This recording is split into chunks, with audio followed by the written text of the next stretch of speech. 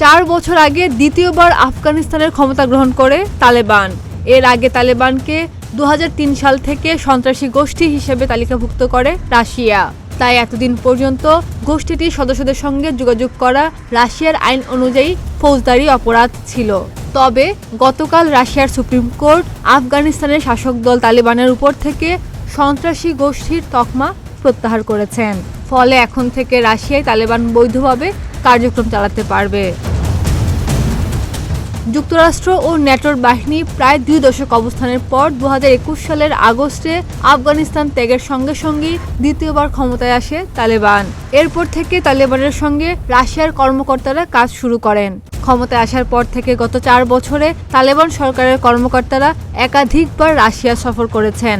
এরই মধ্যে গত বছর রাশিয়ার প্রেসিডেন্ট ভ্লাদিমির পুতিন বলেছেন, আফগানিস্তানের বর্তমান সরকারের সঙ্গে সম্পর্ক তৈরি করা প্রয়োজনীয়, কারণ আফগানিস্তানে বর্তমানেই তারা ক্ষমতায়।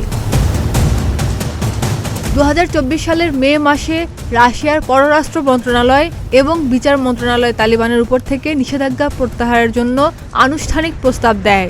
চলতি মাসের শুরুতে প্রসিকিউটর জেনারেলের কার্যালয় সুপ্রিম কোর্টে প্রস্তাব জমা দেয়।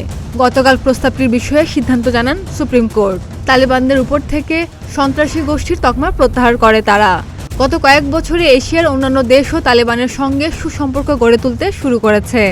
2023 সালে কাজাখস্তান তালেবানের উপর থেকে সন্ত্রাসী তকমা প্রত্যাহার করে। পরের বছর একই রাস্তায় হাঁটেন কিরগিজস্তান।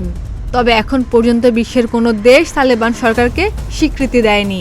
স্বীকৃতি না দিলেও কাবুলে বর্তমানে চীন, ভারত, সৌদি আরব সহ আরও কয়েকটি দেশের দূতাবাস রয়েছে। খাদিজা নিপা, প্রতিদিনের বাংলাদেশ।